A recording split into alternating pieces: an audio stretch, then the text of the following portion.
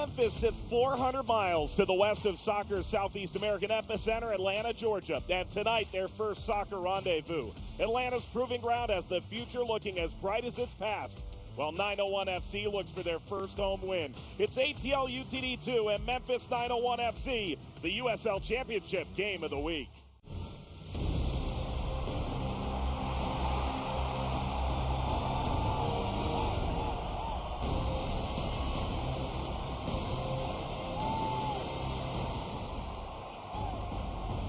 Seven new expansion teams in the USL Championship in 2019 at AutoZone Park has its furry friends and over 15,000 through the turnstile over the course of their first two home matches. Tonight in downtown Memphis, they're set to take on Atlanta United 2 as both sides enter on multi-match winless streaks. With that, we say hello, everybody, and welcome to our booth, joined by Devin Kerr, Mike Watts on hand. This is the first of 8 games we're going to have for you over the course of the summer on ESPN Linear Networks, highlighting the championship. Let's start with this, Devin. This is a Memphis team that defensively can be pretty structurally sound, but they still want to find that true identity. Started in the offseason with head coach Tim Mulqueen and said we want to build from the back forward. What better way to do that than with veteran defender Mark Birch. Plays on the left side of the back, and he has a silky smooth left foot. This was his dynamic free kick versus Red Bull 2 a few weeks ago. And then last week he was able to keep his team in it with the game-tying PK. Keep an eye on his communication and distribution coming out of the back. Meanwhile, this is an Atlanta United 2 side that is starting the youngest lineup in franchise history, and that puts even more emphasis on Jack Metcalf, who can really do it all for them. They love him there. The Liverpudlian actually made his name at Clemson Tigers, and now he looks to bring it to the professional ranks. He's done well for Atlanta United 2 so far. The reason being, he's such a versatile player. Does a good job moving all over the pitch while constantly pushing these guys in the right direction. Leadership is a big thing for him. His head coach, Stephen Glass, says he's in the team on merit because of his ability to be universal on the pitch. They need to find a way to lock down not only the right side, but the left side of the pitch, because there is so much offensive talent for Memphis 901 FC. Well, 27 years old, he is the senior statesman of Atlanta United 2. 3 winless right now, and they're below the playoff line at this early season stage. Memphis wants that elusive first ever home win. Are they going to find it tonight? Come back to AutoZone Park and find out.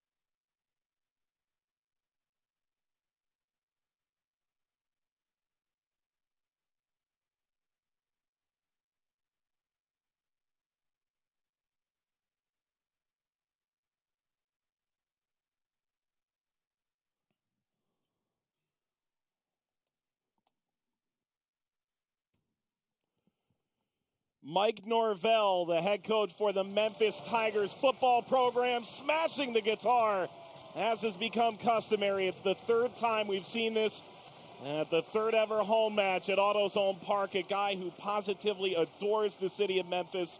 I was there for 901 Day in September last year when they announced the brand.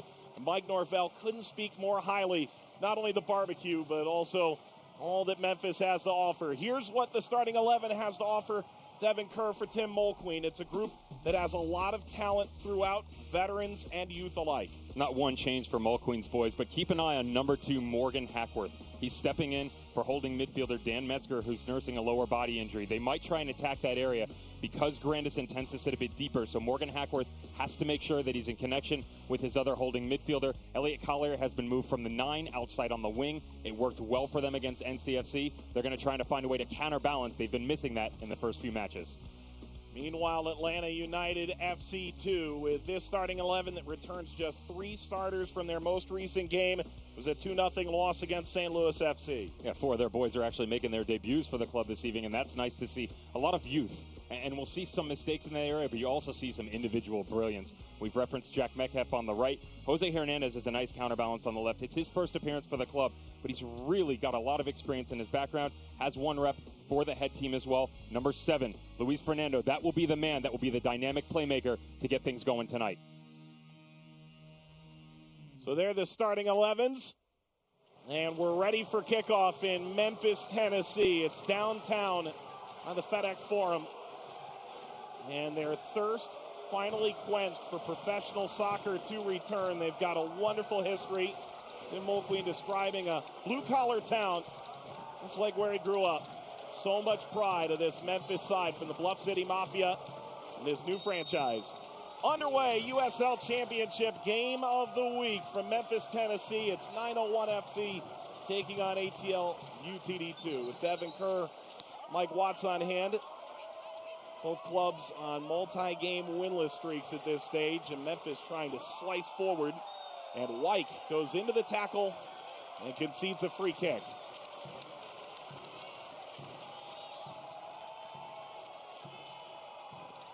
There's that dangerous play by Elliot Collier we talked about. They had him at the point man up top, and they've brought him inside now on those runs to cut in and really try and be a bit more dangerous. Get him the ball more, get him in the run of play. I'm sure when he stepped onto the pitch tonight, he wasn't looking for that 25 seconds into the match. Collier scored the first goal in franchise history, and will slowly walk this off. A New Zealand native. And we spoke about Mark Birch and his left foot at the top of the broadcast. No slouch right next to him. Adam Najim. Nice 1-2 punch that will really keep Castanera guessing. Will be Mark Birch. Oh, had Castanera all fooled. Chance to turn this around still. Bombed back into the Memphis defensive half with Hauser Ramsey back to recover.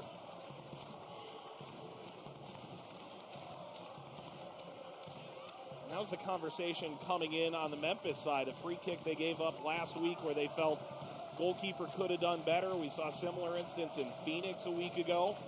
That just didn't seem to come in quite the right way for Castanera.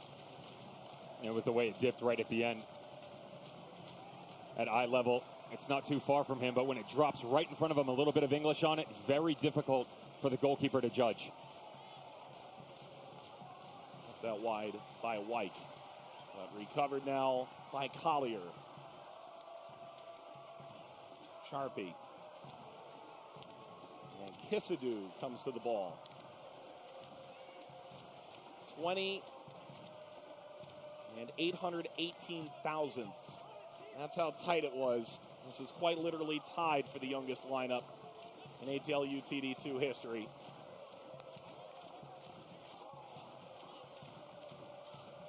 There's some young age brackets going on all over the field. Look at Memphis, and we talked about Mark Birch, 34 years of age. The average age of everybody else that stepped onto the pitch, 24. So it gives you an idea of what a decade of experience can do for you. We've already seen him have a crack at goal in the opening moments of the match.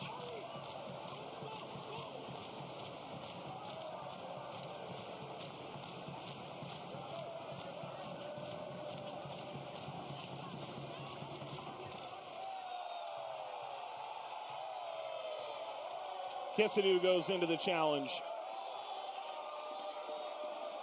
And a quick restart with Collier in pursuit, and he's won a corner for Memphis less than 4 minutes into the match. This could be an issue for ATL UTD2 defending the set pieces. The back line is not very tall. They do not have the biggest of stature, and there are some big boys, the likes of Elliot Collier, Rashawn Dolly, 6'2", 6'4", excellent opportunity, and them in a mismatch. Corner for Memphis. Najum punched away Castanera with those big paws. Side to Morgan Hackworth. And back Grandison.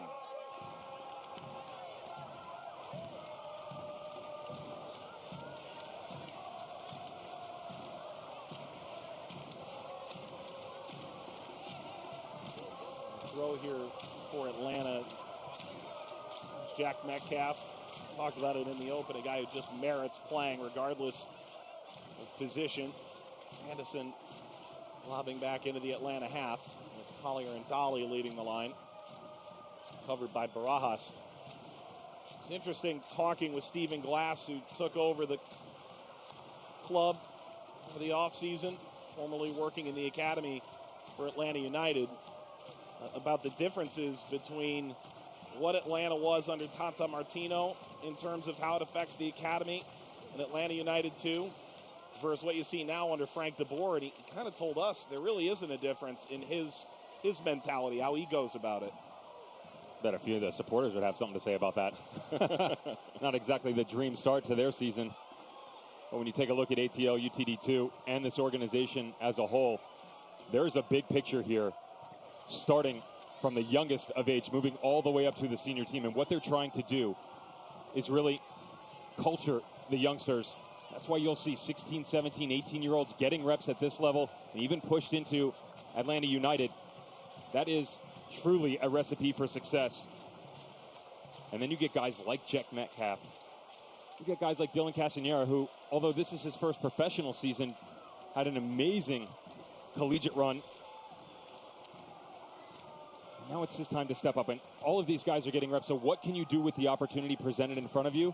You and I were taking a look. They've rostered 35 players, already 24 have seen the field. That's difficult as a player, but it gives you an idea of the system they're trying to put in place, where it's the next man up, you know they're supposed to be there type of deal.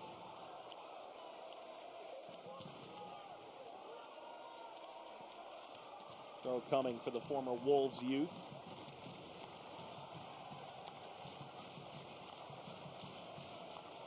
And Liverpool. I was going to say, don't short me there. Don't short me. Boys got a 2-0 win yesterday. Fernando trying to play forward to Conway. Feet of Jeff Caldwell, who's had some real shining moments. Bluff City Mafia has gotten behind pretty early. Metcalf stepping in, comes free to Grandison.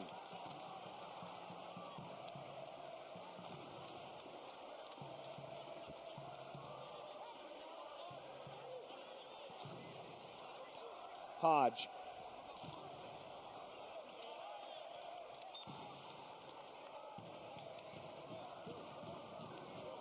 The midfield of Memphis not on the same page right now. Sometimes they'll rotate in and out of a 4-4-2 with the guys stacked up top. Also get into a 4-2-3-1 where Morgan Hackworth and Ewan Grandison will sit next to each other. Right now what you're seeing, Najum sitting right in that 10 role, looking to be the playmaker. But just underneath, Hackworth and Grandison are almost in line. It's one straight line, so they're lacking the ability to spread themselves out and play in a triangular motion. But at the same point in time, they are giving themselves some depth, so something to keep an eye on.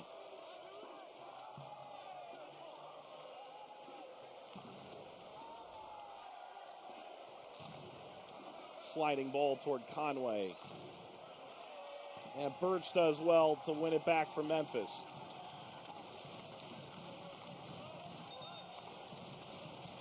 Well, you mentioned Mark Birch and what he's done. The Galaxy, the Crew, DC United, Seattle, Columbus, Minnesota United. That's it? Pretty much filled out the board. That's impressive.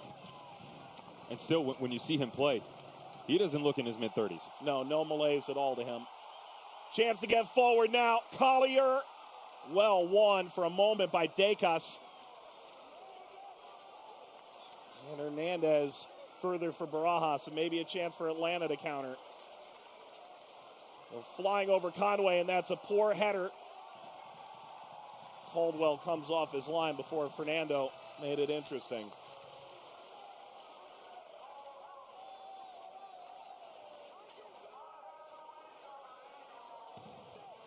It is interesting how both Memphis and Atlanta have chosen at the USL Championship level to have a veteran relative to the rest of the guys, where it is purely a character thing. In that, that's why they're there in the first place. Now, they've merited playing for a lot of reasons, but both coaches could not speak highly enough what they bring in terms of training and getting guys in the right mentality. Tim Mulqueen took it a step further, and he said, look, we look at Jack Metcalf almost as a James Chambers 2.0. James Chambers, the holding midfielder for Bethlehem Steel, and he said we scouted him the same. They proved to play a very similar role, and they expect Metcalf to be as instrumental as James Chambers in. He is no slouch. Barajas, the native of Atlanta. Multiple Atlanta players had their arm up, seeking a handball. Wes Charpie in the middle of it. The most underrated player. No hesitation, according to Tim Mulqueen, Memphis's expansion year head coach. Turning Castro. And this lobbed across over Conway.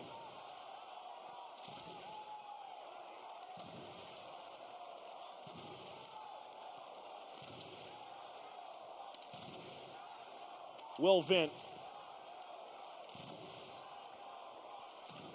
Steered aside by Sharpie. Well, no early game quagmire for Atlanta after that penalty last week, one that went through a morass of trees, seemingly.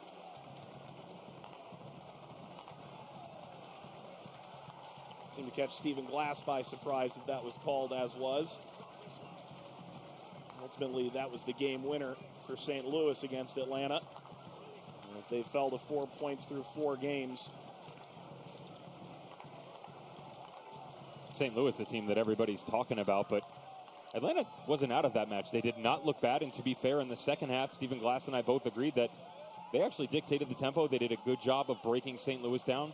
Couldn't find the back of the net, but he felt it was more their ability to create in the final third than Anthony Pulis' boys to sit back and withstand the pressure.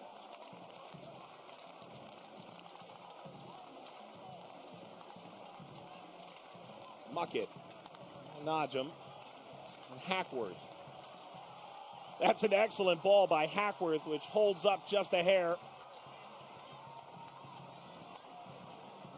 Hackworth showing for the ball, Wes Sharpie. Hackworth, great off-ball movement. Setting up a rip, Castanera knocks it aside. Great sequence from Memphis, corner ahead. I said Morgan Hackworth could be the X factor for Atlanta United to exploit. Not the case right now. He's having some fun of his own. Nice triangular play, good little layoff. Gonna need more pace to be Dylan Castanera, but excellent ball movement by Memphis 901.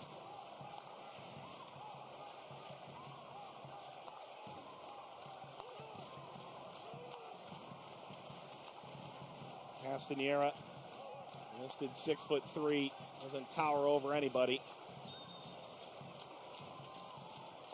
Birch, header, saved away from the line at the post. Najum continues on. It was Collier that looked like he got his head to it. Metcalf kept it out. Recycled ball is knocked aside. Castanera ran into space and didn't get anything. Corner coming, Memphis. You can really feel it now at AutoZone Park.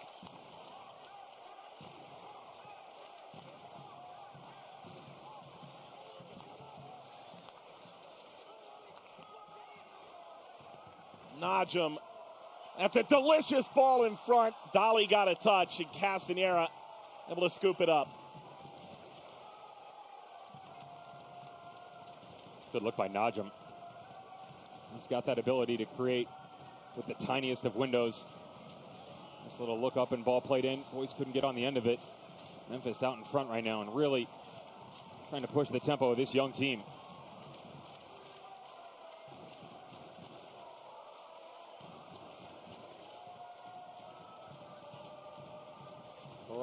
forward to expect out of young Will Vint.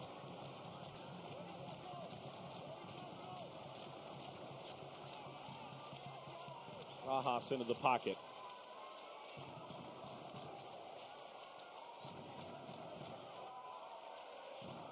Covered by Ewan Grandison. Coming in, we were talking about the potential for a 4-1-4-1 if you maybe move Hackworth out of the order for Memphis and have Grandison have open range in front of that back four. It almost looks like a 4-1-3-2 the way it is defending, no? And the way that they're going forward might be different than the way that they're sitting on the defensive side of things. It's definitely more like a 4-1-3-2 right now. But when you see them explode going forward, they've become much better in their opening matches as time has gone on to communicate in overlapping runs. They're not just sitting in their own singularity of roles, sitting on the right, sitting on the left, and just waiting for the play to come to them. You'll see a lot more movement cutting inside. Elliot Collier has shown us that already. Najim rotating out on the left just recently and playing that ball in. That's what they need. More dynamicness in the final third. They've been lacking that overall.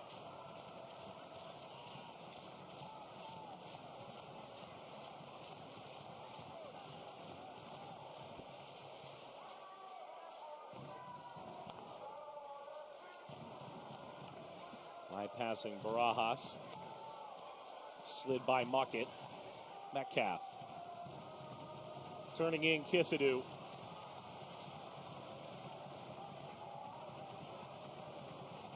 He's put on a dribbling exhibition. Can't break through in a sturdy Memphis side.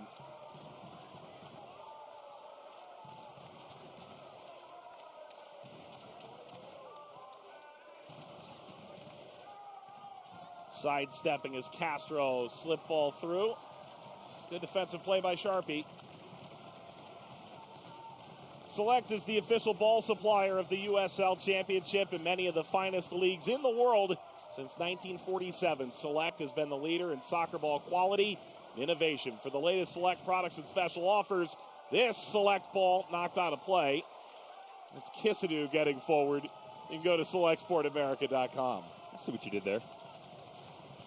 As the youngsters starting to gain some confidence. ATL UTD2 need to be on the ball. They want to be able to work their way up. Slow movement initially by Will Vint. And then Kisadoo just letting this come across his body. Difficult. When you bring that back across, you're cutting into it. It immediately wants to push itself away from you. You and I spoke with one of the capos for the Memphis supporters group, and the amount he talked up that man there, Jeff Caldwell, the goalkeeper, pretty inspiring how he's taken to this community in such a short order. He said if he looked at the starting 11, Caldwell was probably their biggest supporter. Mark Birch trailing just next to him. And then, unfortunately, someone who's gotten involved is Raul Gonzalez, who went out earlier this season with that ACL tear. Actually did in a preseason match versus Louisville, and they're going to try and get him back healthy for the next year. But until then, he'll be with the supporters, the peanut gallery of sorts, having some fun. Colley trying to force his way into the equation. It's turned over to Grandison. It's behind Najim now. Metcalf takes over.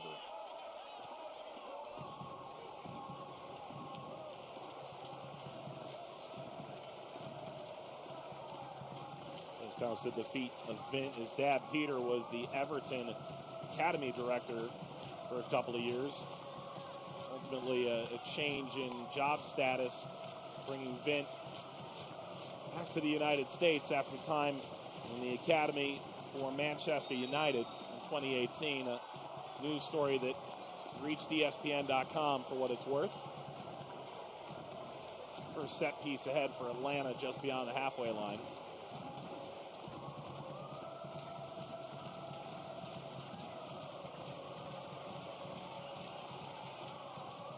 Swiped away from Najim.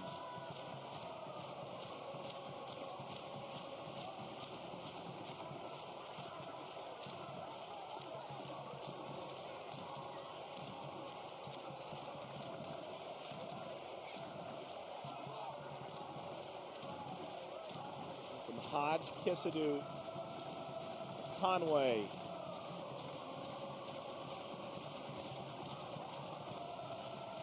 Cut off en route to Castro.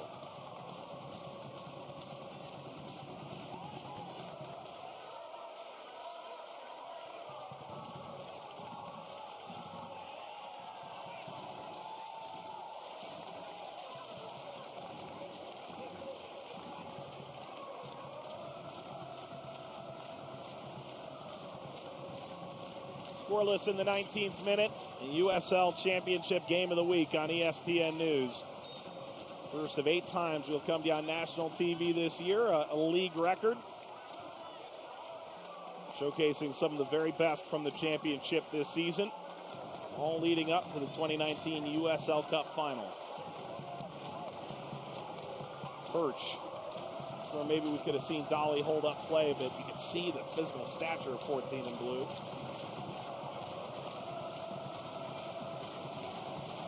He's a big boy. Another one that they're trying to move around, utilize him in the correct manner. Started him out on the left, and just felt like the man from Quinnipiac could do his diligence best served up top in that number 9 role. Probably agree with Mulqueen in that situation, especially when it comes to what they've been able to get out of Collier on the right. If they can find a way to really get the front 4 to click on a regular basis, it'll start to prove fruitful in the final third. Conway, bounding ball over Sharpie, kept alive by Fernando. Circling around, Barajas making a run. There's the cross, Conway the target, popped up. Ultimately, Birch concedes a corner to Atlanta.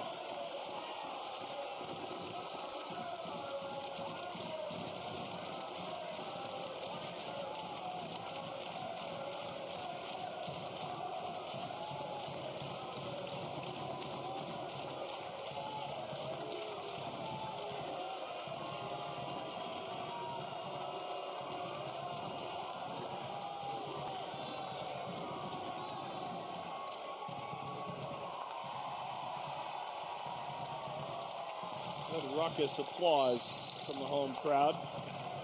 It'll be a throw for Atlanta after a good clearance.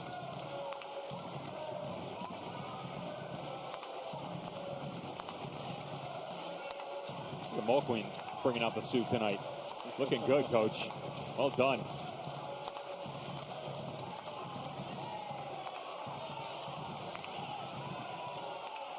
This will be a goal kick here.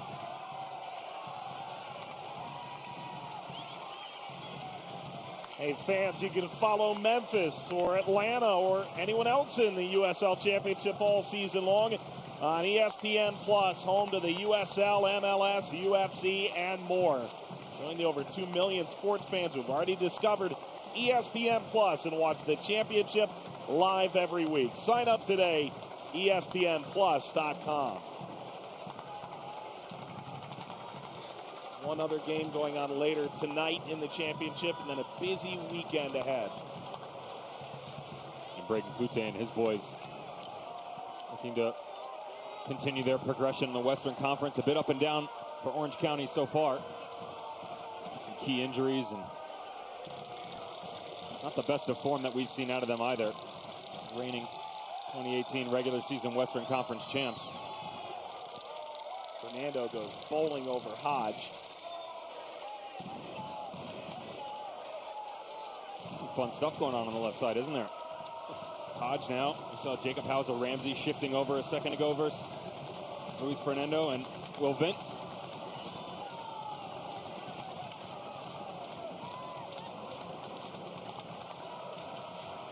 Hackworth. Creative ball to sidestep Castro. And the cross, Dolly threw his head to it. Didn't come away with anything. Muckett.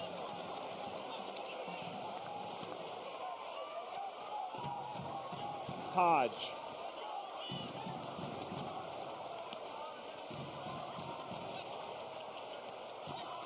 Hodge again, a guy who was seen in World Cup qualifier against the United States with Trinidad.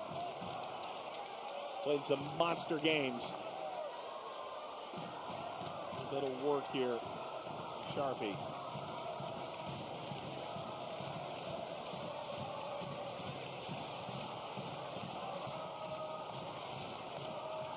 Really ball for Collier. Dolly.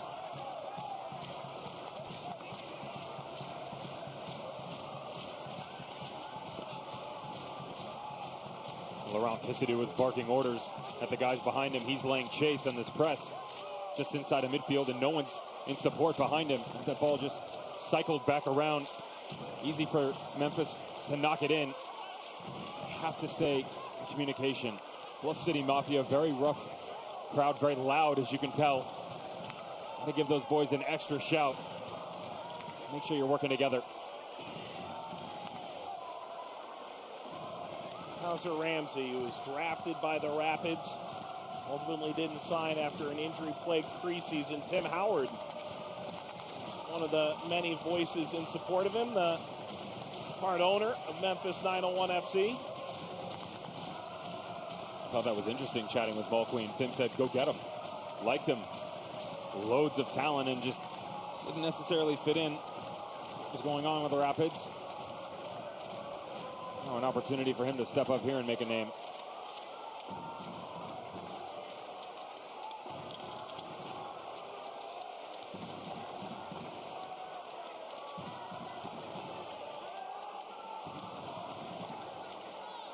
Vin.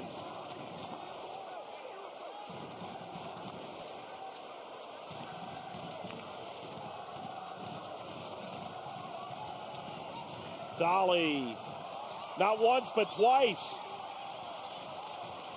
Collier wants it played ahead. There it is from Dolly. Is the flag up? Yes.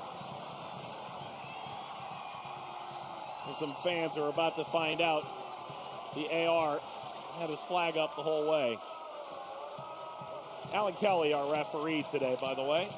This isn't bad from the big man, but decision has to come just a hair sooner. Well done holding the defenders off to allow the overlapping run, but if he takes one quick touch and plays it, they are definitely in. The slight hesitation caused the linesman to pull his flag up.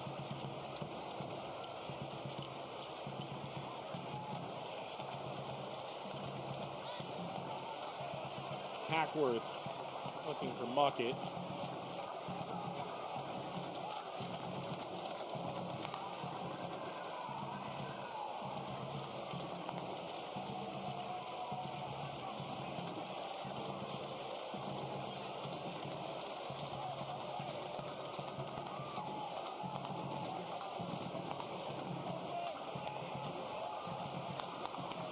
Muckett. That's not going to be a call from Alan Kelly. He's waving him back to his feet.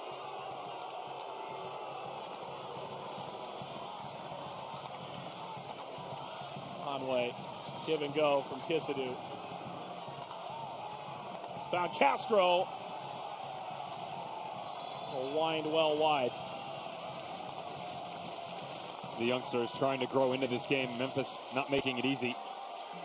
It's quality ball movement coming out of the back, but much like the decision from 901 a second ago, or lack thereof, which caused the offside, if they move this just a tad quicker, makes it that much more difficult for 901 FC to handle.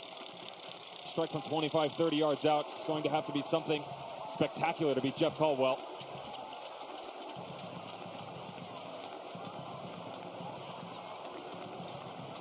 Collier was trying to play off Dolly. Atlanta in possession again. I think you can make a pretty fair argument that while Atlanta's had the lion's share of the possession, Memphis has had the lion's share of the opportunities.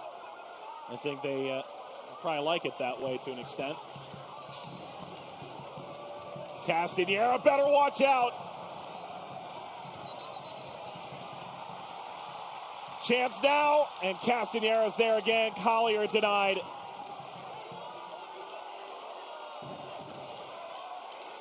Boy, nearly a boondoggle here, and Castagnera really injured. He remains down on two knees with his head on a swivel.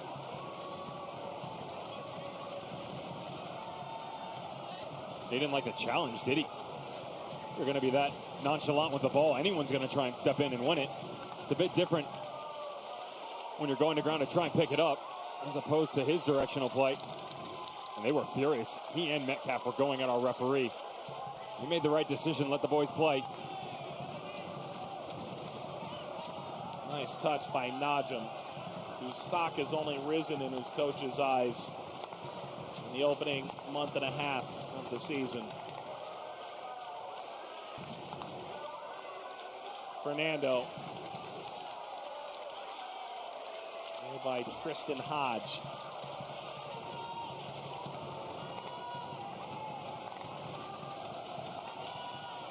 There's a good look. Castanera just, there's the decision making. Has to be a bit quicker. The run in, not happy. Good job getting up immediately, making a quick save. It's funny that you and I kind of gave it a look. 6'3", he's not 6'3", but his hands, you and I got an opportunity last year to see him in college. His hands are ginormous. He has the biggest set of mitts, and his reaction skills are subpar to none. He's Coach Kevin Anderson at Columbia saying that scouts were sniffing him last year. Someone was going to give him an opportunity. Now you see why. He asked Stephen Glass, hey, were you part of the group that brought him in? He said, I wish I was. We have high hopes for him. And truth of the matter is, you look forward for Atlanta United, and yeah, they've got a great national team goalkeeper, Gazan, but you've always got your eyes on the fact that the prime for a goalkeeper can be at 28, 29, 30, and you can mold a Castanera right into the future of the franchise, potentially. Brad's been around for a while as well. And that's not a disrespectful comment. That's just saying that he is seasoned. He's got a lot of experience under his belt, and he's headed towards that direction of the twilight. Like you said, it could be a year, it could be 5 years. But if he keeps his level high, they're just going to have to continue to nurture the talent that they have in their system. They're doing that pretty perfection so far. Like the news about the Rapids signing a homegrown player that won USL Championship Player of the Week in his first pro start against Phoenix. Sometimes you just got to keep your eyes open for the right guy. Najim flicks this out to Dolly, who's widened out play. He and Collier not on the same page. New Zealanders arrived. Najim.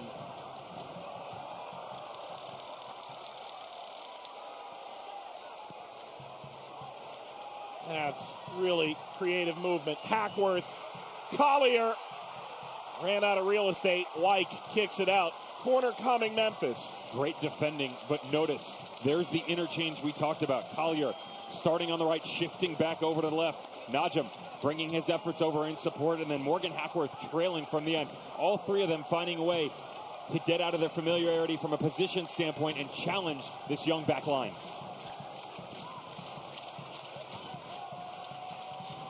Corner, Najim. Jacob Hauser-Ramsey is not small, but that cross too tall even for him.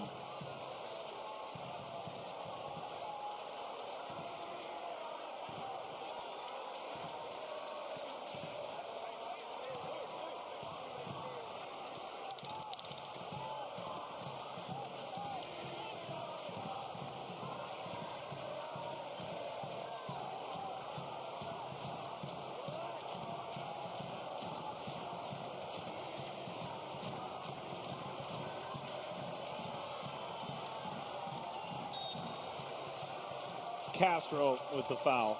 Najim. There's people on skates tonight. He's feeling himself, and why not? Excellent technical ability on display so far.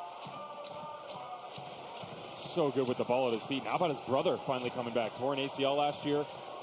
The Tampa Bay Rowdies comes on 90 seconds later, finds his goal. Good to see those boys in action. That was the moment last year where you knew the Rowdies were in trouble. Oh, yeah. It was just injury after injury for them. They had 4 or 5 season-ending injuries, and then the turnover with Stu Campbell out and Neil Collins taking over, and all of a sudden, the Rowdies look borderline unbeatable. We're excited again. Things are happening. But the true test will be, can they consistently win on the road? That's been the issue for the past 4 years. Yeah. You and I broke down the record last year, and at one point in time, they had something like 10 road wins over the span of 30 months or something like that. And that's just, you can't win like that. And the Rays have bought into the organization as well down there in Tampa Bay and St. Pete. So a lot to be excited about right now for the Rowdies. One of the great historic franchises in North America.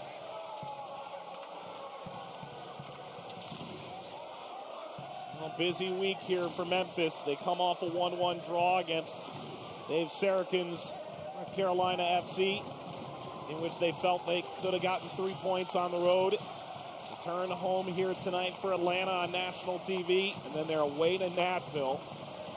And there is 0 love lost between two sides that haven't met on the field but are quite familiar with one another. Want to have some fun, just take a look at the social media and the shade being thrown back and forth between those two.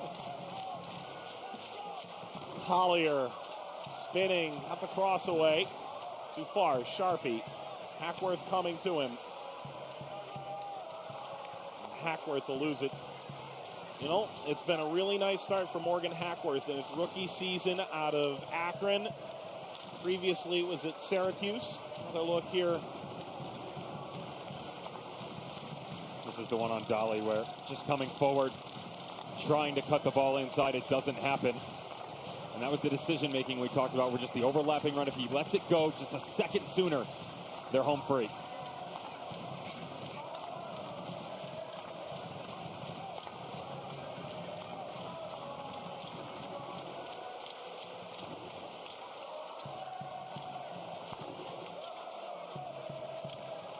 Lodgem. The return ball off of Vint. Atlanta can't afford to give up possession too cheaply on the day. Felt like against St. Louis on the weekend. Gave the ball away too easily at times, didn't keep it. Played a bit slow in the first half. Ultimately, that proved too much to overcome. Dolly. Cross clipped, diving header. It'll go backwards off Collier. And Vint will carry on.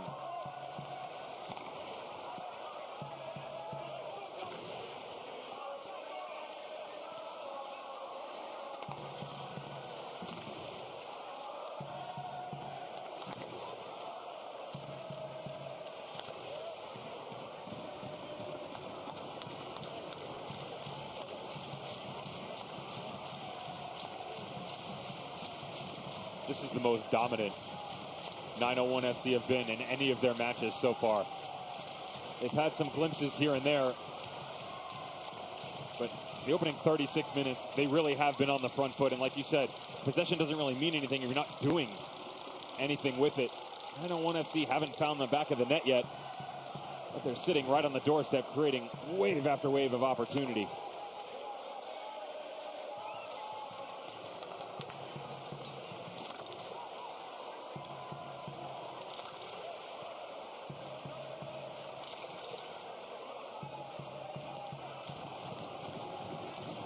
Atlanta trying to build here. The team that coming into the night had played 4 games, rostered 32, an average age of 21 and a half. Tonight it's down to 20 and 8/10. Comes to the point where you almost feel like they're bringing in privateers for games. Jack Metcalf, the general at 27, he's got to feel old. He's nearing the prime of his career, and everybody else around him, some of them can't even drive. Well, they've got Paul Pogba's older brother hanging around. They've got guys like Romario Williams, who at 24 feels like he's been around forever, but doesn't feature tonight. Andrew Carlton could be a star for the U.S. moving forward, not featuring tonight. Some young kids they're really excited about. Anderson Asiedu is a phenomenal story. Header backwards, picked off by Caldwell. The Atlanta Journal-Constitution had an unreal story about Asiedu that certainly will be told at a later date, but worth looking up if you have the time. He's a heck of a midfielder, too. Yeah, you were going, man, I want to see him. It has nothing to do with all that he's overcome. He's a great player. It's fun to watch play. It's really interesting to see when he's paired alongside Jack Metcalf, because he gets the ability to explore a bit further. Metcalf very disciplined in his movements. You get a youngster like that, start pushing into the final third. That's what this club's all about. Castro for Fernando. It would have been a really difficult finish. Birch made it more difficult. Goal kick ahead for Caldwell. There's another one. Luis Fernando that no slouch himself in the final third. It's another one of these pieces that they can just use in so many different areas. Use him on the wing a lot, but tonight letting him play up top a bit. The Brazilian having a go.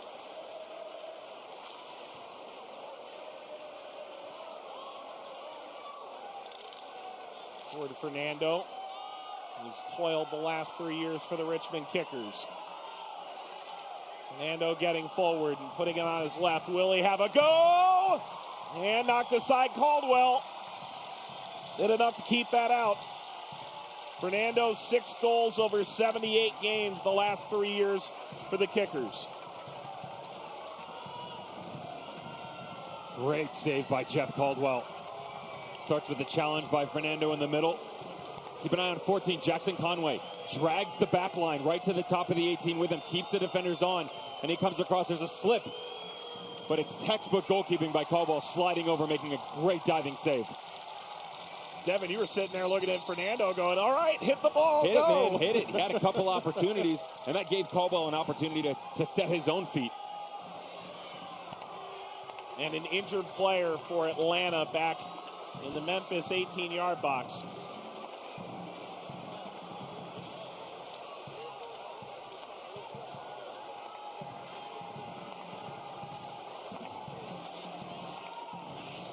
He doesn't look happy, does he? No. Mo Queen and his assistant who's come over. Ken Pierman from Michigan State. The two of them built this roster. Very proud of it. Get another look. Oh, and that'll leave a mark. Flat on his back. Knocked the air out of him. Slowly making his way up. It's 23-year-old Kevin Barajas.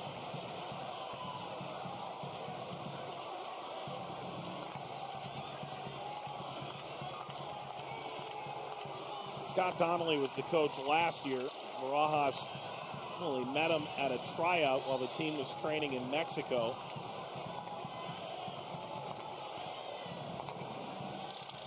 Good pedigree. Kentucky, Johan Cedergren. Kentucky made that great run last year, and he was not a part of it, but it's funny when you see players like that who he can have such a great collegiate career, good upbringing, and then kind of almost go unnoticed of sorts. I mean, you found this guy at an open tryout. Yeah.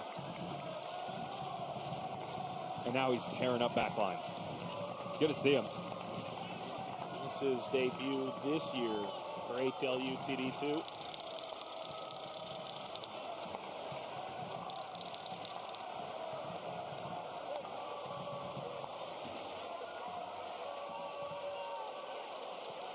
Nearing halftime in the USL Championship Game of the Week on ESPN News from AutoZone Park in Memphis, Tennessee. Memphis' 6th ever game until UTD2 was near the bottom of the standings in the Eastern Conference last year. Muckett has a second look at this. Muckett curling that out in front of Najim. Outpaced him.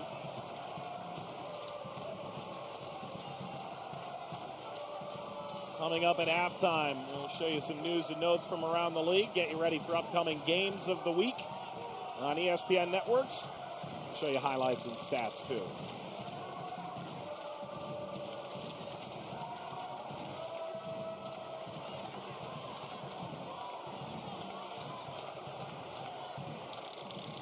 Barajas has returned after that nasty fall earlier.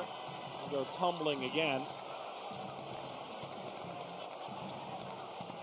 Plenty of pushing and shoving. Hernandez thought he had been tugged.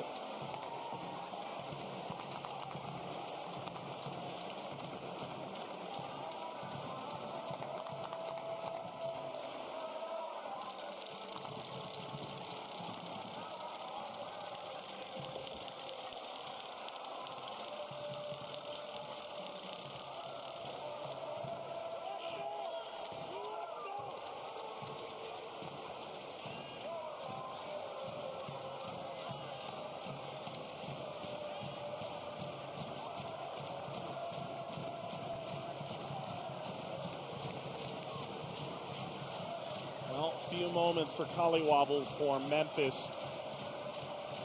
Structurally sound, team that's got one shutout through 5 games. That was one of the things that told that they wanted to do a better job of. It sounds obvious, keeping clean sheets, but for a team that's trying to figure out their identity, this being only their 6th competitive game, I can get away from you not taking pride in clean sheets and finishing teams off and snuffing out chances. Hackworth, a seeing eye ball that goes gliding by Dolly. Hackworth, professional foul. They haven't exactly had the easiest of schedules either, have they? No. I mean, whether it's looking at teams from previous years or this year. Rowdy's first game of the season, and they were in that. Guenzotti scored the PK in opening 5 minutes, and then they just kind of had a jousting match back and forth. The first boy will end up in the book. On the road, win at Bethlehem. That was a nice win. And to be fair, to go into New York and get a victory is near impossible for John Wolyniak and Red Bull too. It's that high press, high-powered offense. They'll put 6 in the back of the net in the blink of an eye. And they have, and they will again. Yeah. Castro working with Barajas, swings out wide, cross looking for Fernando, bounces across, lifted up by Metcalf, bouncing down, Kisadu trying to pull that through, now a shot for Atlanta is in! Barajas! ATL UTD 2 out in front, just short of halftime. And a fingertip, not enough for Caldwell.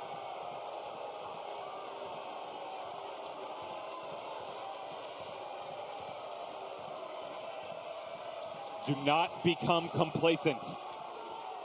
You have had a fantastic first half. Haven't been able to beat ATL UTD2, but the opportunities were coming. The youngsters were starting to break down, but when you let them grow back into the game and give them too many opportunities, they carry loads of talent. It's just poor decision after poor clearance by the boys in blue. The ball drops on the doorstep of Barajas. Caldwell left out to dry. Cannot do anything but get the tiniest of touches to it, and it ends up in the back of the net. Barajas in the 45th, his first professional goal. And those open tryouts just paid a very obvious dividend. And now Memphis needs to make sure they don't watch this spin out of control before the halftime whistle. This has been far from a quagmire for Memphis. This hasn't been poor. It's just you play a pretty decent half and then you give one up just before halftime. It's disappointing. Decision making as well. You take a look at the chances they have had. 2 or 3 probably should have ended up in the back of the net. It's their inability to pull the trigger a bit quicker. We saw it twice on the offsides. A couple of the balls played into the box, going to the far post when you had someone sitting right at the top of the 18. The split second has been the difference between being up 1 or 2-0 and trailing going into the dressing room at halftime.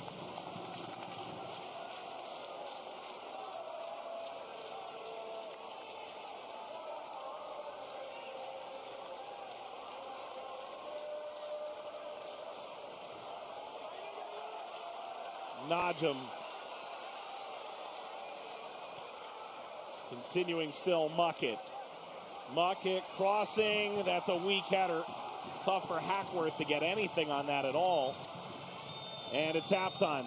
Well, if you're Atlanta, you're ecstatic. You've overcome some queasy moments. You've got a lead here. We'll dive in a bit further tactically at halftime, but just tracking, understanding the overlapping runs of 901 FC. They've been brilliant, making the youngsters second guess. For 901 FC, you've done all the hard work. All you have to do is be a bit more precise and just do the easy things. You've made it very difficult on yourself for no need whatsoever. You should be leading this game. Regroup at halftime, come out strong again. Atlanta won just 2 games on the road last year, and they're in one of the funnest cities in the Midwest. Memphis and Atlanta at halftime, with ATL UTD2 getting the first goal in Barajas' professional career. News and notes, highlights, and stats all coming up.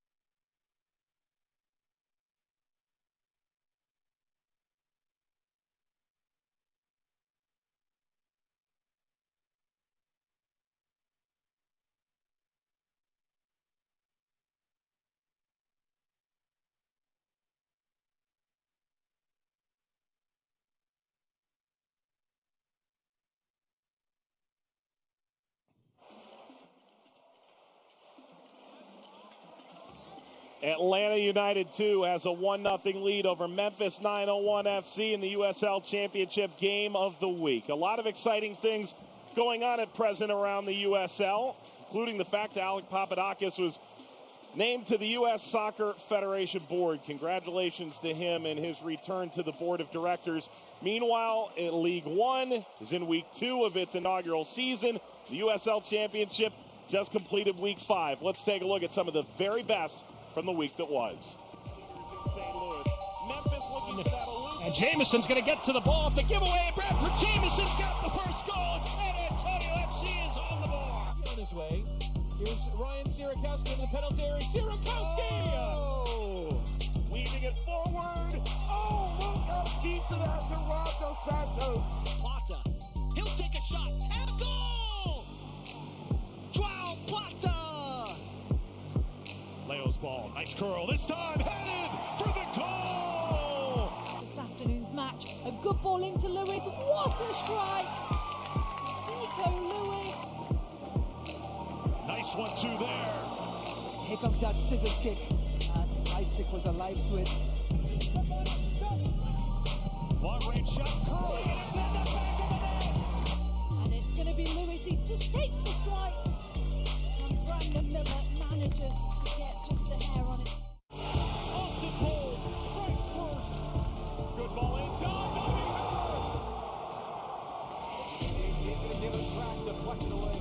Huntley lets it fly and Juan punches it away. And it is a goal. Fleming's in for JJ.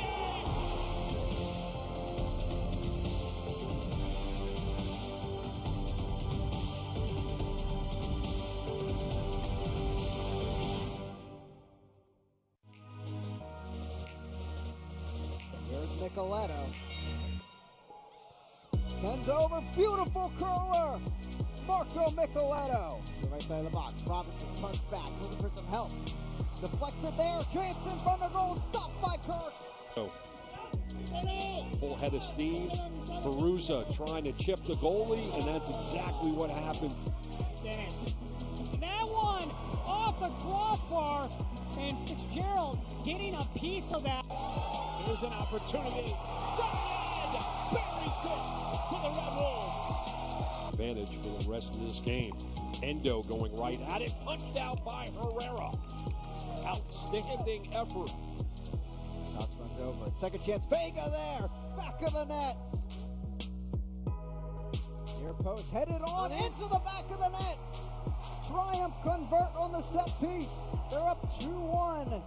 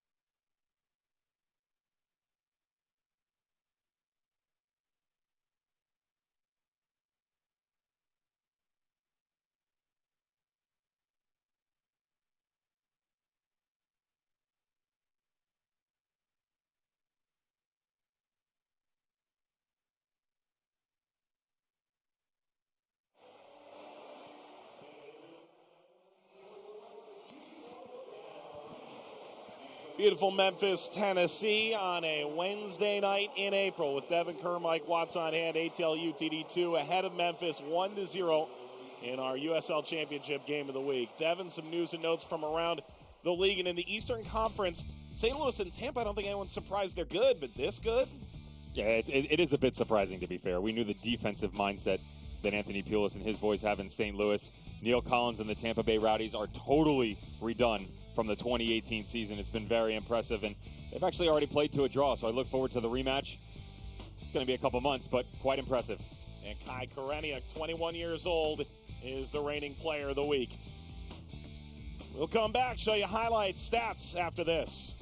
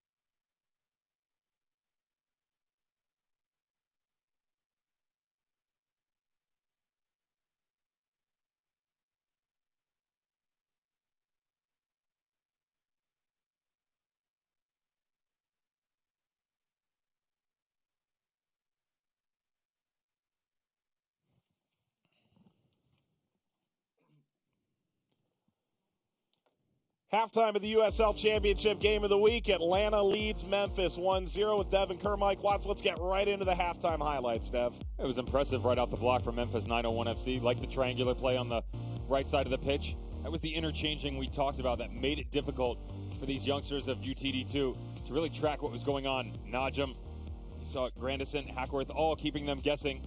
This was Elliot Collier early on, and that big frame that they've been trying to employ again moved him from the top position out on the right.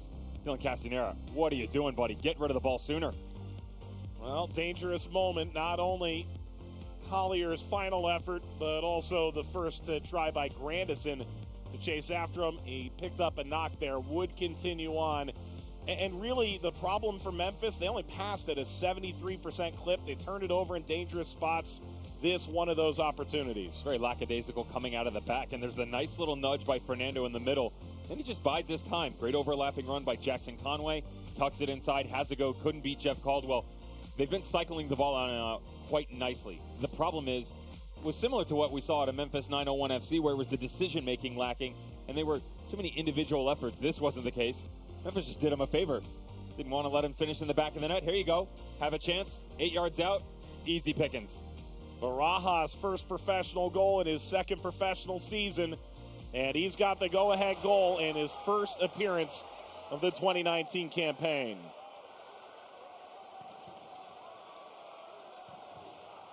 Adam Najim standing over the ball, ready for the second half of play in Memphis, Tennessee. Is there a comeback to be had at AutoZone Park, or will Atlanta pick up a massive road win away to Memphis? Devin Kerr, Mike Watts on hand. Found out last week that Devin was a ghost pepper farmer, which is why I'm more of an artichoke dip mood for my halftime snack. But you're over here trying to do harm to me. I warned you. I said we like spicy food. Better than gummy bears, right? Sweet and spicy. You just got to mix it in. Najim. Oh, Muckett here early for Memphis. Looking for Najim and slid out. Yeah, it's a dangerous moment for Wyke.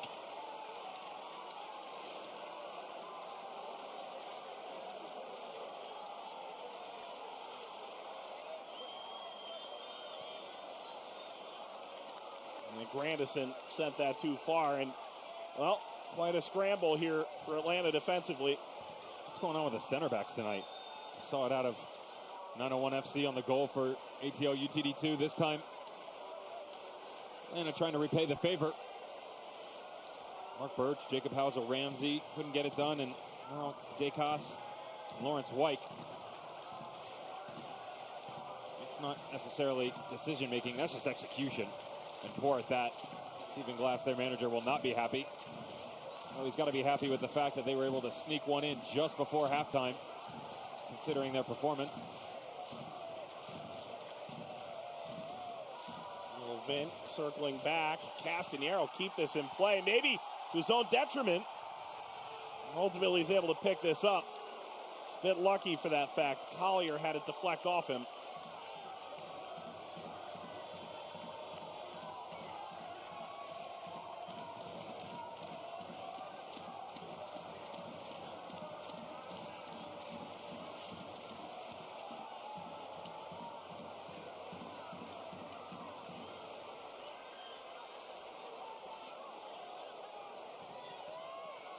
Slipped back by Castro. And dumped toward the corner. Atlanta last year had winless streaks of 7 games, 7, 6, 5. A year in which they ultimately finished 14th in a loaded championship Eastern Conference. Different look out of them than what we saw last year so far, though, isn't it? Yeah.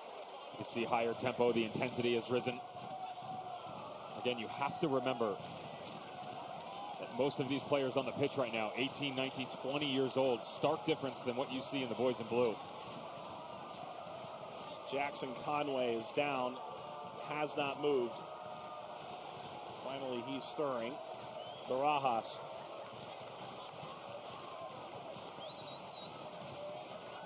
Effort by Hernandez. Headed out by Sharpie. And the intentional turn toward young Jackson Conway. Native of Leeds, England, age 17.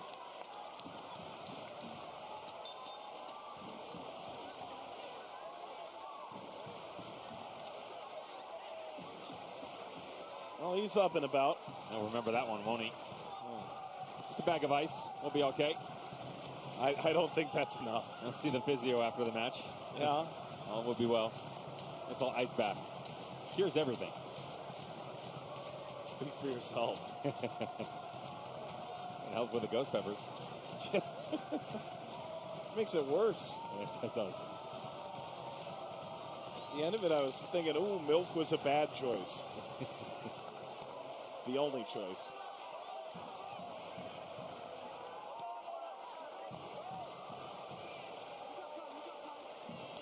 Caldwell towards Sharpie, overcome by Ale Castro.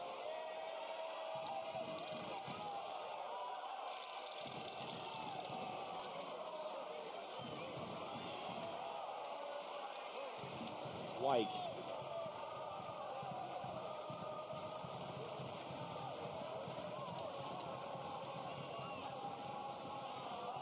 From Castro. Sliding up the line, Hernandez.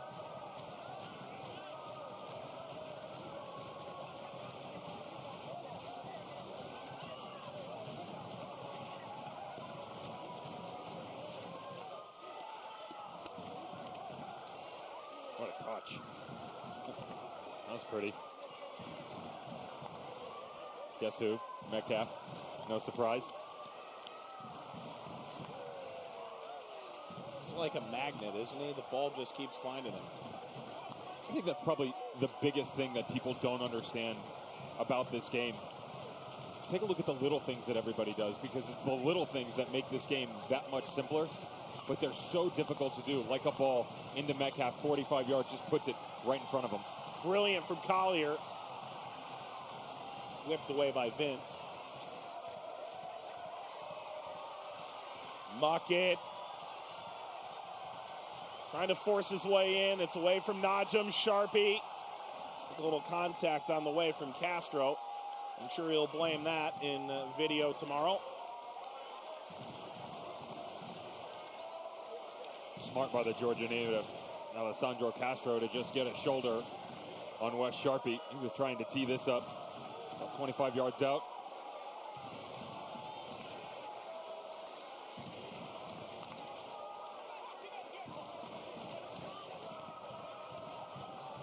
Covered by Sharpie, but lost by Hauser Ramsey. Here's Conway. Overcome by Birch. Concedes a corner. Well, he didn't think he had. You're absolutely wrong. Mark Birch beside himself in the decision making by Alan Kelly.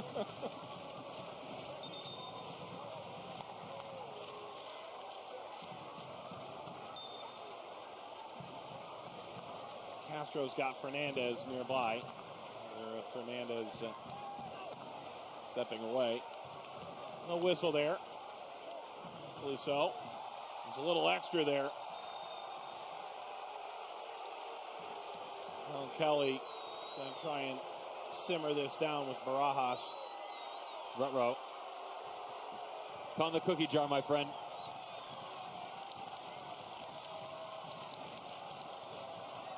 It's always fun when you're a player and you honestly feel like you've done nothing wrong.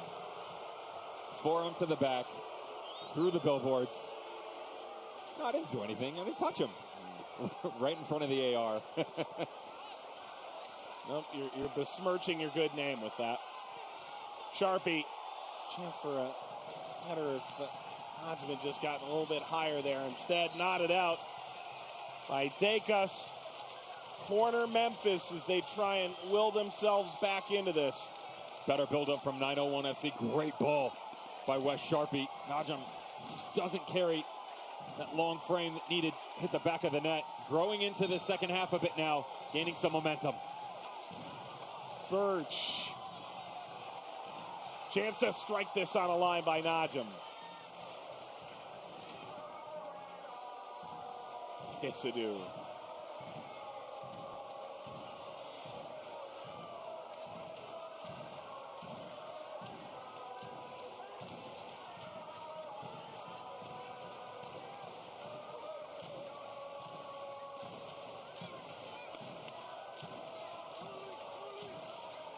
Grandison here, Jamaican international, spotted in Trinidad. Hackworth.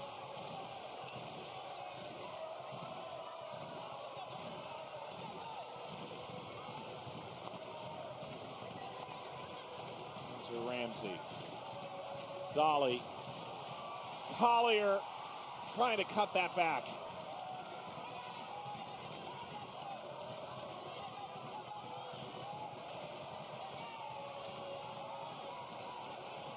Sharpie out to Dolly.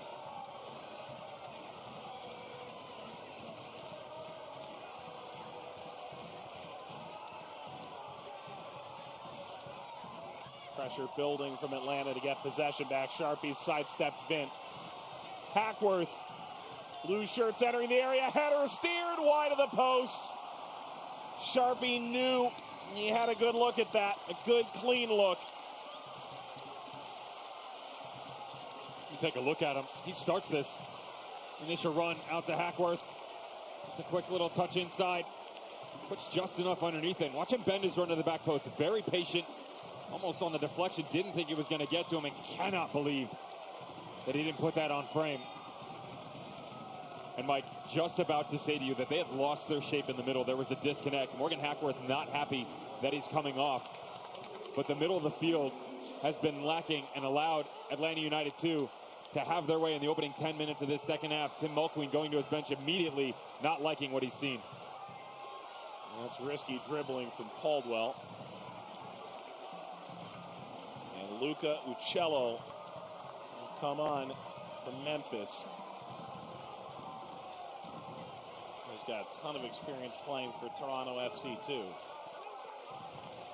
So Hackworth is done, the son of noted U.S. national team assistant, former youth head coach, and now Lou City head coach, John Hackworth. Collier got under that, serves it into the Mafia. There's two schools of thought here on the substitution as well, Mike. Number one, Tim Mulqueen doesn't really have a deep bench when it comes to central midfield players. Their starter, Dan Metzger, we mentioned nursing himself back to health. Luca Uccello following suit as well. He's actually still coming back from a quad contusion. He was listed day-to-day for a bit of time, so Tim Mulqueen definitely not happy with what he saw out of Hackworth here in the second half. Dolly crossing, Mucket's there. He's made a mess of it.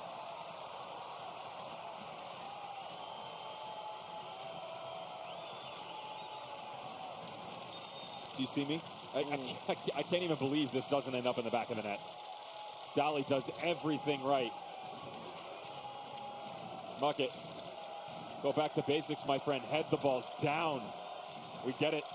Not the tallest, only listed at 5'10", probably just underneath to be fair, but you had loads of space, ample opportunity to just compose yourself and put it on frame.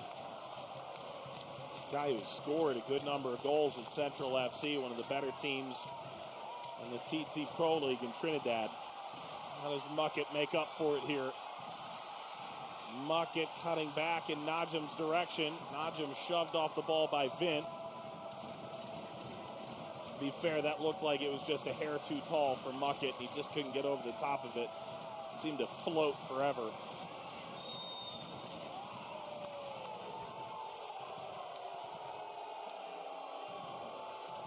He's put in the work, hasn't he? Elliot Collier. Bit of frustration coming out in that challenge. We're starting to see more interchange between he and Dolly up top. Most recently on that progression down into the byline where Dolly knocked the ball into Muckett on the back post. That's really what ATL UTD2 struggled with in the first half. It's a constant interchange play from 901 FC. Hasn't been on the forefront of their mind here in the second half so far. Collier's had bright moments. Sharpie now. Collier using all that strength. Bodying off Barajas, drawing the foul.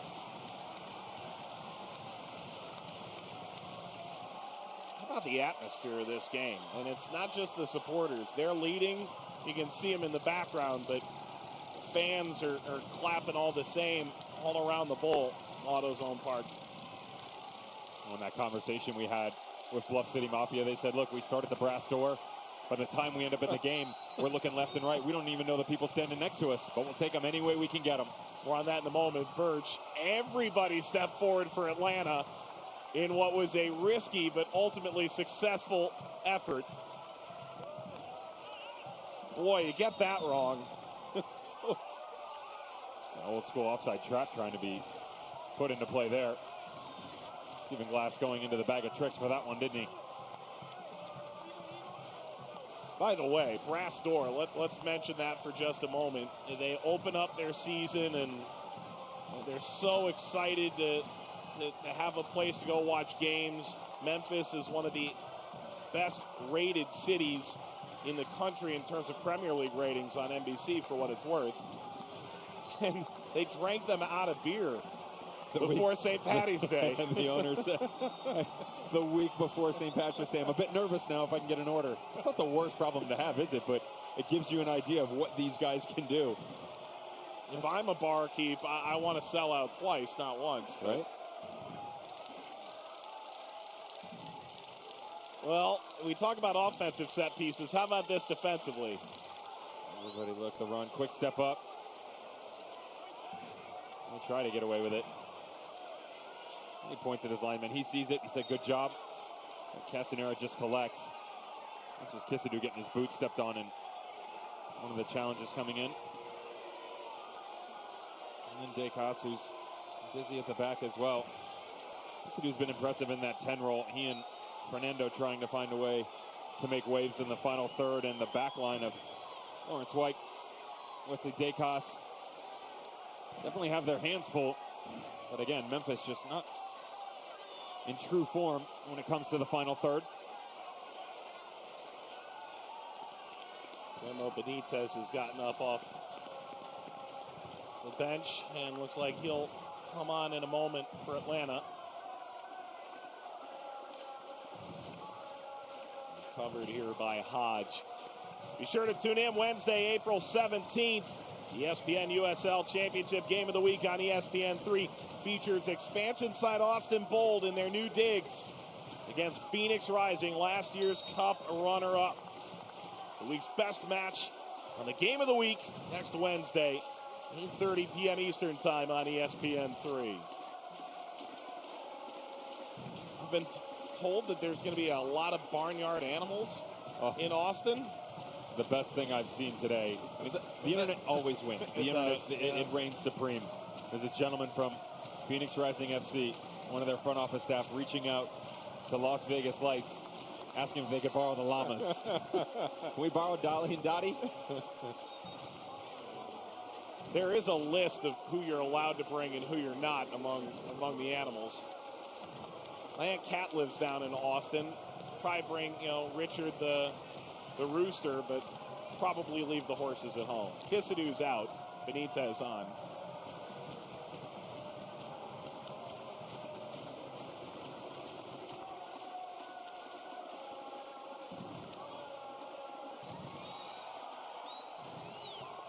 Birch goes barrel rolling down.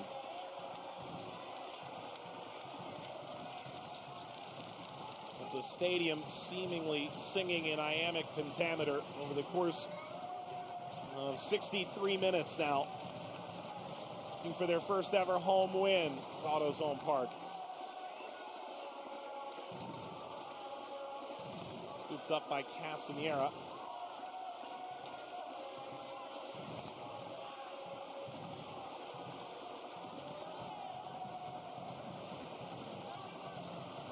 Metcalf.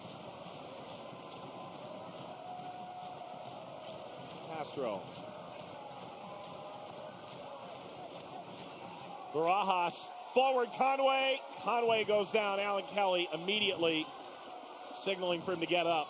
And Muckett overrun. And that's going to be a final warning here.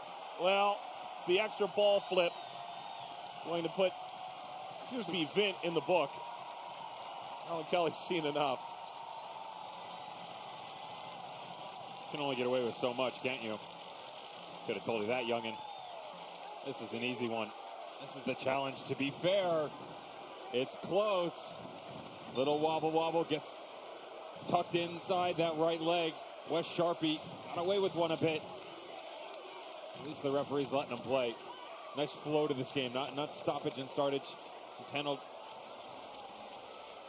the movements of him quite well. Lucello should be a corner. It is. Came off Vint in the end for Manchester United Academy player. Well, could this be the magic moment for Memphis? Played short, Muckett. Good communication to let that out.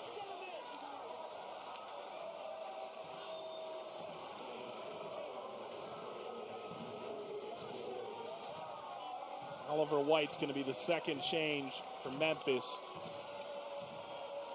to replace Muckett. How about Oliver White, guy who was playing in Australia last year, and just the perseverance to keep his dream alive. Signed last Friday and featured on the weekend for 25 minutes. A similar run here tonight. End up being about 25 minutes again. Mulqueen likes him, doesn't he? Said that he's been on our radar. We've known about him for quite some time, well before my opportunity presented itself here at Memphis. They just kept tabs, and one of those guys that slowly found his way into this great, never-growing organization. Benitez, second half substitute. Chance to volley this back. Offside flag is up. That went right back to sender. The referee showing a yellow card. Somewhere between dissent and time wasting. It's Benitez picking up his second yellow of the year in about 220 minutes of action. ATL UTD2 playing some musical chairs with Kisadu coming up. Barajas just sliding up into the 10 roll a bit. And their outside back, Jose Hernandez, has tucked inside next to Will Vint to allow Benitez to step into his usual left back role. Fair chance here. Not for White, not this time. Sent out by White.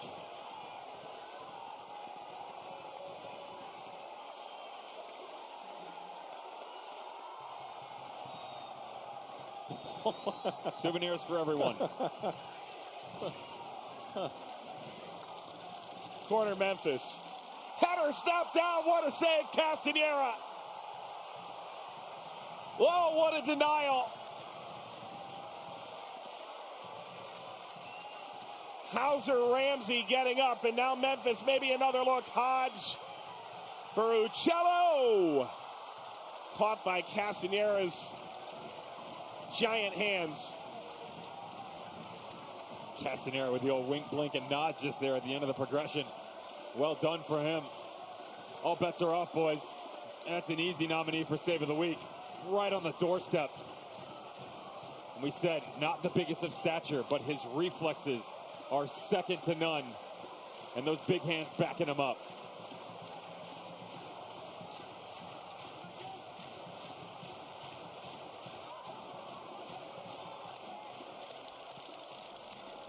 Caldwell under no pressure at all. Dolly trying to hold up, and Dolly goes into Benitez.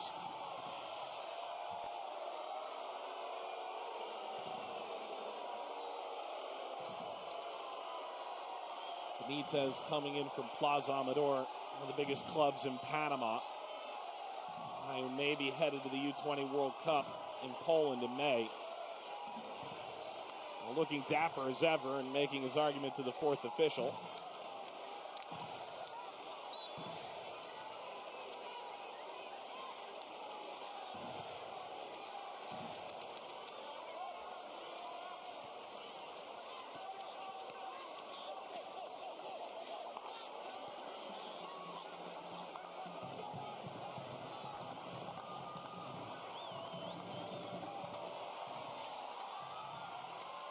White. Cello giving chase.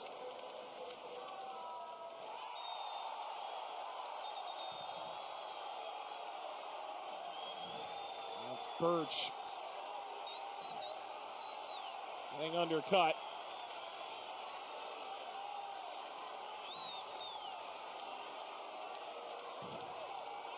And this is always where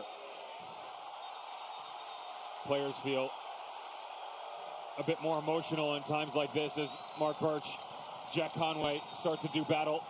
Literally twice Conway's age, by the way. 17 and 34, spot on, Mike. That's a good look at Najim. Look at the goalkeepers, Castanera 60 yards from his net.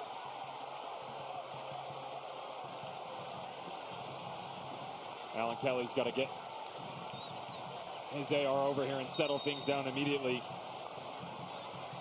The melee in Memphis will slowly ensue. Alan Kelly saying all the way back. Caldwell shown a yellow card for Memphis. Once more. Could be Castanera here for crossing the halfway line. He ran a marathon over these last couple minutes.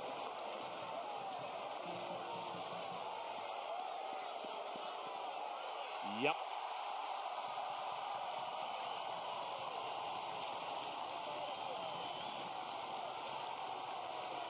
I'll tell you, if I'm Barajas, I'm real careful right now. He and Jose Hernandez, the two of them barking orders. They're asking to be disciplined. And remember,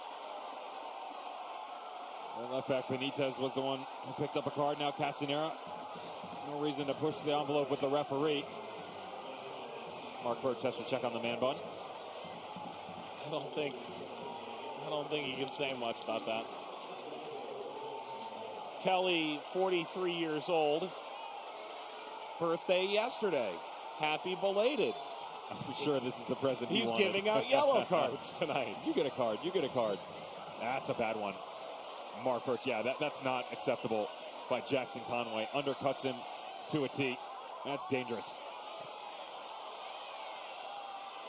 Aside from Sharpie, and maybe a chance for Barajas to lead Atlanta the other way. Didn't get very far. Najim, Sharpie. Now room for Najim, and they want to play through more. Ahead now, White. This crowd really amped up now. Corner Memphis.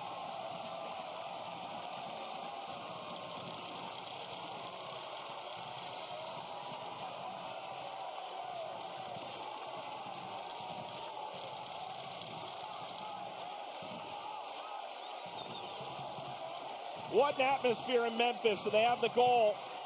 Birch bounces out. Collier. Where is it? It went right into the 5-hole. Castanera.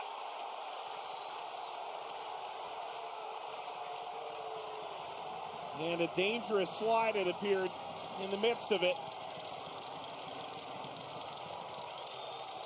And this is a very short Atlanta bench, should they need to dig for a defender. Another great ball floated in. And where's the finish? Not one Memphis person able to get on it. And that's the big body of Wes Sharpie colliding with center back Decas, the Honduran. He's taken quite a few challenges here this evening. Third time we've seen him go to the deck. Well, he's going to have to come off and be brought back on. Alan Kelly trying to get him off at the byline, and Castanera a little bit lucky that this sort of settled right between his legs. Memphis could be level. It goes back to the execution by Memphis. There's the one initially. What a ball put in, and he just goes and gets it right in front of him, point blank, rolling into the back of the net. And the second one just now floated to the far post. No one gets ahead on the ball. Too many opportunities coming down the stretch. And Tim Mulqueen will rue the day that they have let them just slip through their fingers. Don't get me wrong, ATL UTD2 deserve their goal, and they're in this match. Memphis have definitely had the better run of it, though. They really just wanted to finish their chances as much as anything. They want to be more patient. The final third, and take the chances they get. Memphis into the final third again. Early ball. Castanera, no. Follow. Oh, he missed it. Dolly off the outside post.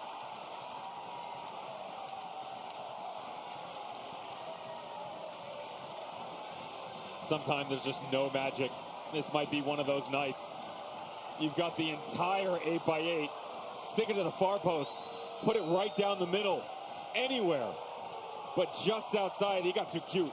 Tried to go near post. Beat Castanera sliding over. And can't even get it on frame.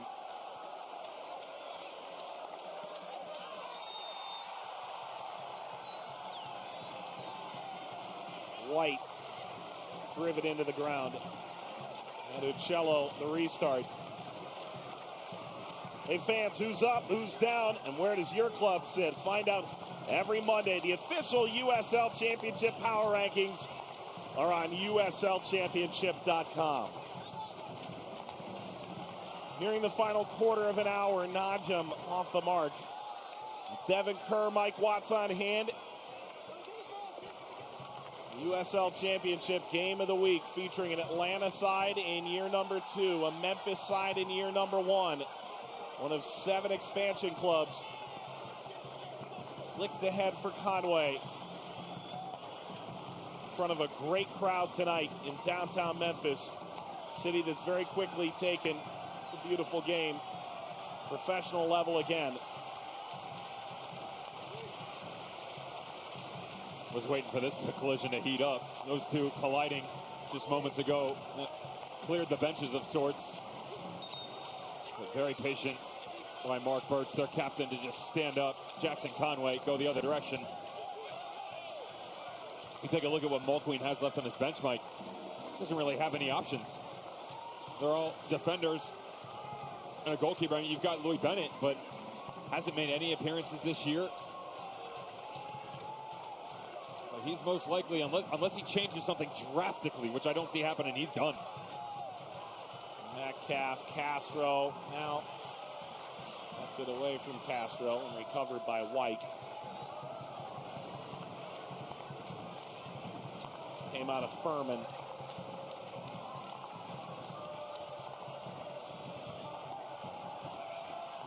Hodge, yeoman's work with Barajas climbing over him.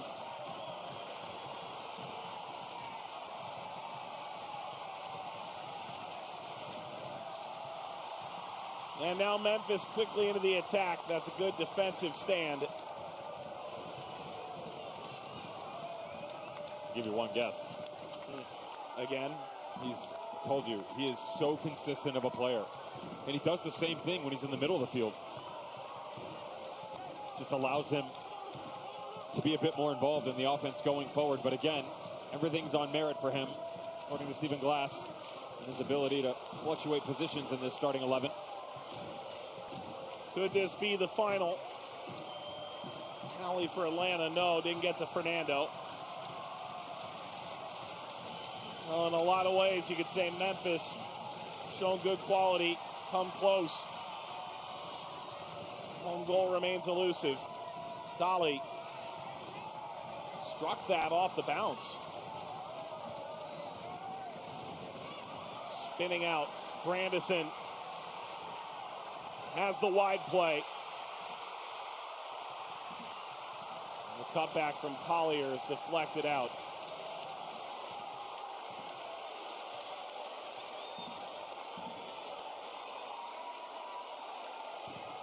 Lagos Kunga for the goal scorer, Kevin Barajas. Good shift by Barajas. Has to be happy with his efforts. And all these guys still trying to gain their experience. Barajas, the open tryout attendee we talked about, being given a gift on the doorstep of Memphis in the first half to put his boys out in front. Got a bit of a hitch in his step, doesn't he? And enter the man from Angola, who actually had committed to Furman, but went pro instead. Well, Barajas seemingly wanted even more out of this. Corner Memphis. As Ramsey got up to meet it. Tossed back into the mixer. Dolly rolled away. Grandison. Keep a second time. And shift forward for White. Bounce toward Collier. Lifted across, and it's out of the reach of Sharpie. Sharpie, whose side got destroyed by Red Bull. Team that dropped 3 on Memphis after he went down with a pregame injury in warm-ups against Red Bull 2 a couple weeks ago. Good look by Najm. Their playmaker trying to find Sharpie on the back post. They brought in Oliver White and let him run around up top and moved Elliot Collier back over to the left. Dolly on the right. Really lacking the balance overall for 9:01 in the final third.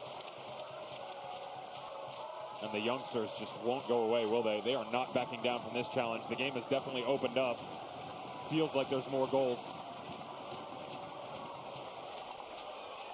Over 7,000 in attendance tonight in Memphis. He brought over 22,000 through the gates in 3 home games. Just a taste of what's to come. A franchise with really solid ambition. Don't forget their next game, taking on that in-state rival Nashville. Have fun with that. We'll get off of Najim. Gary Smith find a formula out there. I don't see it. Keep Cam Lancaster healthy. I mean, the good news is Rios is fine in the back of the net, but yeah, he's just Carlton Belmar, Daniel Rios. The names that they were able to go get, huge, massive, and the system that he employs, though, it just doesn't fit. It's 2 totally different things, and I mean, you're talking about a very successful coach in the past, who's in theory got all the weapons at his disposal, just not using them well. White sliding it outside. Curl ball that Vint sends the other way. Of course, we say all of this, and they could take Memphis for 3-0 if everything clicks and all the cylinders. They're a phenomenal offensive team when it's clicking. Oh, they just put a 3 spot up on Ottawa, but yep, I mean, with all due respect, is that saying something? We don't know yet. It's early. Birch. Rattling through toward Hodge. Najim being closed down.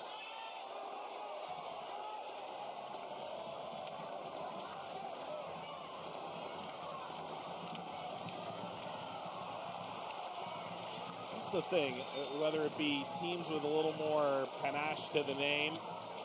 They've won big before, Phoenix, Louisville. As Joseph Samuel is set to come on, placing Ale Castro. There are new teams like Memphis. New Mexico's really impressed you and I. We don't know yet. We're 6 weeks in now. It's our job as media members to speculate, but it's also frustrating because the sample size is so tiny. You know, we can talk about New Mexico United and everything that they've been able to do on the offensive side of things. Couldn't close out games, and they go out and put up 0 against RGV. So go figure. It's the 3rd and final sub for Atlanta United, too.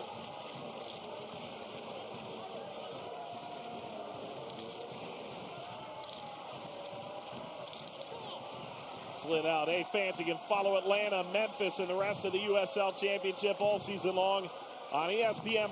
It's home to the USL, MLS, UFC, and more. Join over 2 million sports fans who've already discovered ESPN+ and watch the championship live every week. Sign up today, ESPNplus.com. Well, Atlanta trying to hang on here. They've got 7 minutes plus injury time ahead. And Stephen Glass felt like he'd been misquoted a bit at Media Day at the start of the year. The big headline was winning is everything, and he didn't feel that adequately explained what he was getting at. As Atlanta pushes further back, Tyler Ruthven, who's a really well-respected player that's still yet to make his debut due to injury, said it last year when he came in that the group was a bit deflated, that things had sort of spun away from them. But he said it's not about winning is everything. It's that it's not all right to be beat. And that's sort of the Atlanta 2 motto here. They feel like winning is important for the entire structure of the organization, but it's not okay to go get beat. Interestingly enough, and we can tie this together with Memphis, chatting with Tim Howard, he said something where there is something to be said for competition at the youth level, and we need to start to get away from these individual performances where guys go out with academy teams and they're all about what have I done right, and they don't look at the big picture. And Stephen Glass says, yeah, that's great, you can go out and do you, but if you don't do you within us, you've got a problem. You have to help us win games, you have to help us be successful. Early on in 2019, we've already seen a dramatic difference from what we saw in 2018. 2018 was a 14th place finish in the East, which even in the new expanded playoff structure this year, where the top 10 in each conference make the playoffs, still wouldn't be enough to get them into the postseason. got a nice shiny new home out in Kennesaw. The third looks like a nice place to play. Slipped ahead, Conway. Kunga was making a run. Corner Atlanta, which will deflate Memphis a tidge.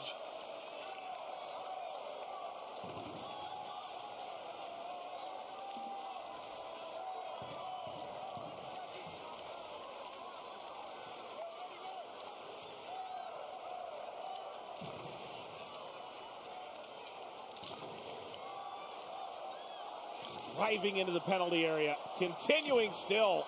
It's a ricocheting shot.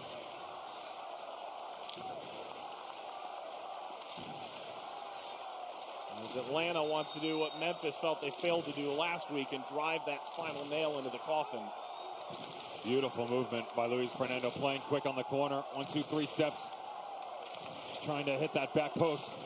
Jacob Hauser-Ramsey gets in the way. Nice patience by Luca Ocello, just drifting across, not diving in.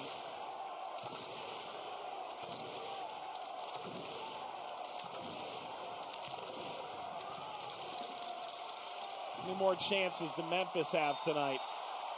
White goes down. Dacus, maybe a bit unlucky to be in the wrong place at the wrong time. Just smart by Oliver White. Forward knows the pressure is going to be on that back shoulder as he comes across, and Dolly continues the extracurriculars with Jack Metcalf. Yikes. When we talk about Memphis and Nashville, these two meeting each other for the first time. ATL UTD2 and 901 FC. It'll be interesting to see when they run it back. Service, Sharpie, back across, no one home. Ramsey was closest to it.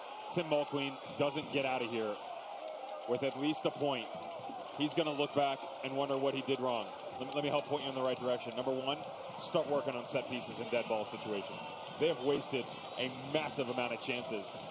You look at the corners that they've had, balls dropping in the middle of the 6, and I get it, ATO, UTD2, not the biggest guys, but they're not exactly doing the greatest defending. I mean, you're letting it come right across the 6. Memphis just isn't going and getting it. Mark Birch doing a good job from a service standpoint. And then you have to be critical of his bench. I understand guys are banged up, but when you look, you know, they bring in Ocello and they bring in Oliver White. From the 75th minute mark, I said to you, he doesn't have another option offensively.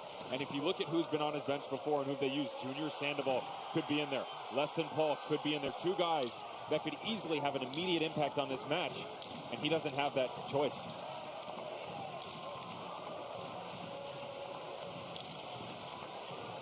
Half-hearted clearance. Grandison not up to meet it. Najim forcing his way through. Metcalf got knocked off the ball, and it's away from White. Atlanta's a little wobbly at times. These teams will play each other again, by the way, on August the 28th in Kennesaw, Georgia.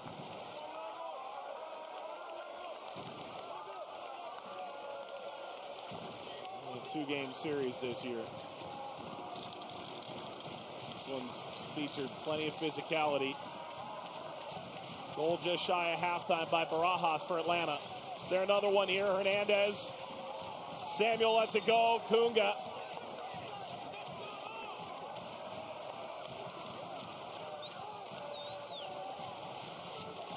Joseph Samuel just not on the same page. Jack Conway, in his patience, needs to start communicating to the rest of the squad. No reason to continue to push forward. We've got the lead. He had the ball, and you could see he was slowing the pace of the game down, trying to make 901 FC pressure him. Unfortunately, Luis Fernando and Joseph Samuel had other ideas. Just calm the pace a bit and see this thing out. You've got the lead.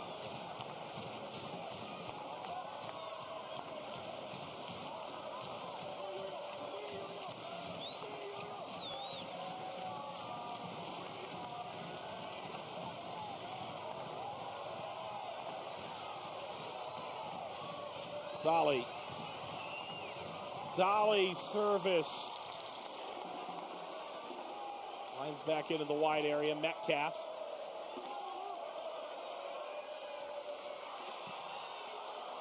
Into Uccello. To put this in context for Atlanta, last year, 2 wins, 12 losses, 3 draws on the road. They were minus 24, 36-12 goal differential. Just never had a chance. It's not going to win you any awards, is it? But things much different this year. Stephen Glass coming in from the academy. They get things started early on, taking down Jimmy Nielsen and Hartford Athletic. White Pumas still searching for their first victory. Hard-fought loss against Louisville City at home. And then, to be fair, they were brilliant for about 80 minutes versus the Charlotte Independents. If it wasn't for a last-minute surge to give up points and get the tie. And even the game versus St. Louis, I said to you that they were in that match. They looked great in the second half, just gave up the early goals, couldn't fight their way back against a team that's very defensively sound.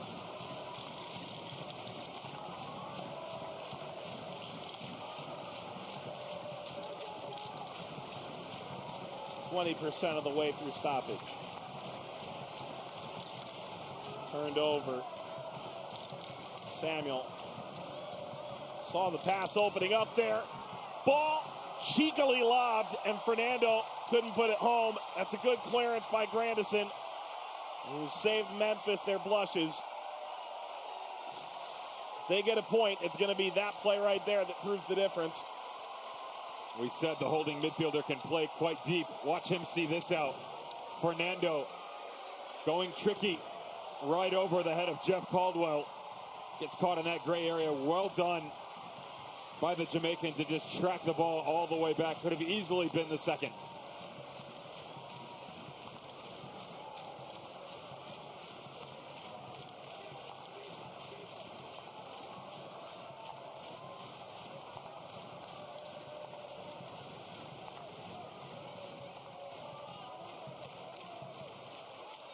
Benitez. Sidestepping Grandison. Now slides in. Dolly upfield. Collier's got way too much room to play with. Waits and allows numbers to come forward. Sharpie pushed from behind. Grandison. Back from Uccello. Grandison's going to regret letting this moment get away from him. We're halfway through stoppage. Smart by Collier. Have the wherewithal and recognize he had no support around him. Just holds up and waits for the troops to come in. General trying to dictate his last moves here. Grandison, poor decision making. That's been the theme all night for 901 FC. Plenty of opportunities, just can't close things out.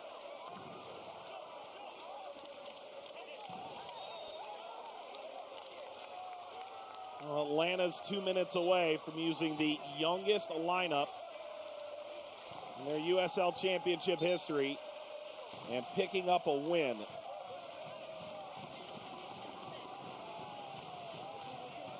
Yeah, Stephen Glass, what they wanted to be better. Mulqueen wants to know how much time he's got. He said, score more, concede less, have more points. Very much right down the line. Well, Atlanta looking to finish off a clean sheet. Grab 3 points on the road. Makes it easy on you, doesn't it? Because I'll tell you what every manager will say. He said, this is obvious, yeah. But thanks, Coach.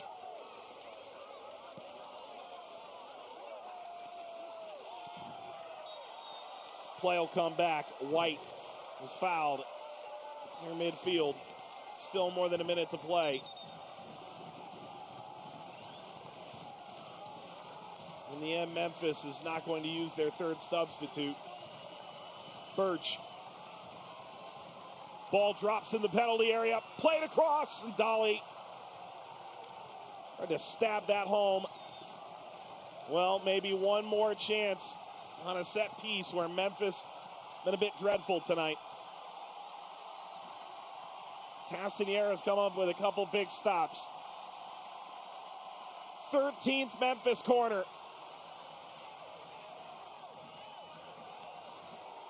Thrown back into the mixer, bouncing ball, gets out, goal kick.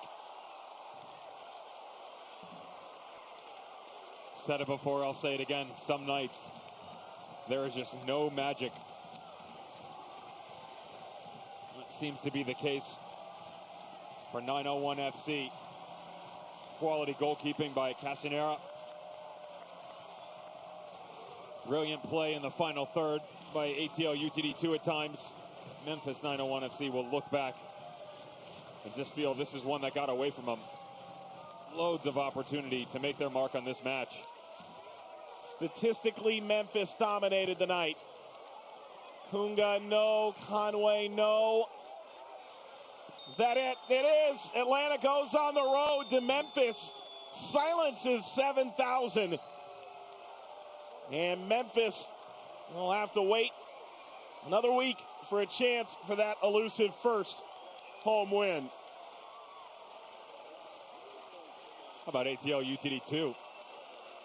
A team that only had 2 road victories last year is already halfway in with just a handful of games into this season. Quality to the youngsters to be able to withstand the pressure by the home squad in this raucous crowd.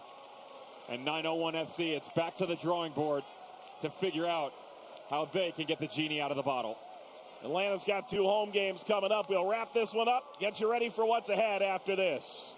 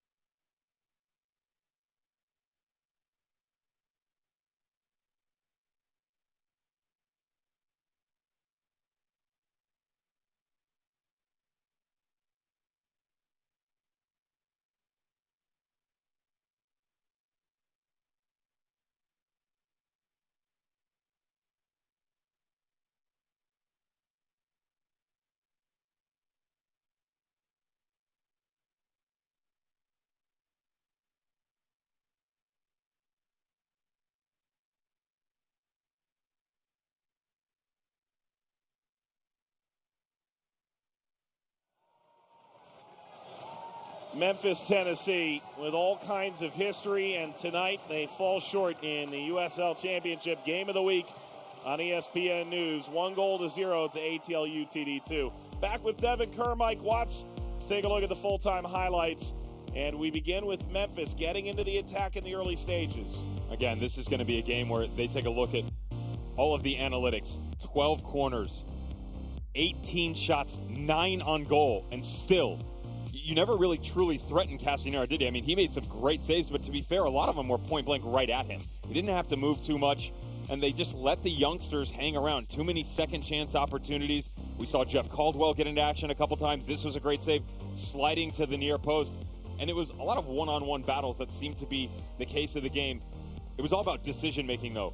Poor clearances, the communication by the center backs. This ends up being the goal where it just drifts all around to Barajas. I mean, this sits right in front of him at the penalty mark. There is not a blue shirt in sight that's trying to put a body on the ball on him. Right in the back of the net. Thank you. 1-0. We go again. A little bit of ball watching. First pro goal for Barajas. Celebrates just short of halftime. Second half, Memphis trying to find that equalizer, came tantalizingly close. Dolly cannot believe it. This game got chippy, started to heat up, and Dolly on the back post. All you got to do, put a foot on the 8x8, can't do it. This was very lucky. Fernando getting very cheeky, and great job by Grandison tracking back. That would have been the dagger. Gave him a bit of life, but the 8 minutes after that would not be. So Barajas has a game-winning goal now in his second professional season. We take a look at match stats from this one. And Devin, a chance for your final thought on this. Memphis, it's pretty dominant. They just didn't get a goal. It's what we've seen from them in the past of sorts. Much more impressed in the offensive third, but again, you have to find a way to hit the back of the net. And that sounds a little bit overarching and, oh yeah, score goals. But when you have that many opportunities and that many point-blank opportunities, you cannot walk away empty-handed. Tim Mulqueen will be disappointed. Well, for Austin fans, we'll see them next week. Assemble your crew. Bring your farm as we get ready for Phoenix and Austin next week, April 17th, 8 p.m. Eastern start for the ESPN USL Championship Game of the Week on ESPN3. For our entire crew, led by Ava Ponte, Gates Tillotson, Jonathan Tellicher, Mike Friedman, Brad Baker, Devin Kerr alongside Mike Watt, saying thanks for watching that home win. Close, but no cigar for Memphis. Atlanta United 2 goes on the road, gets a win, silences 7,000. Thanks for watching. Good night. This copyrighted telecast of the United Soccer League Championship cannot be retransmitted, rebroadcast, or reproduced without the expressed written consent of the United Soccer League Championship.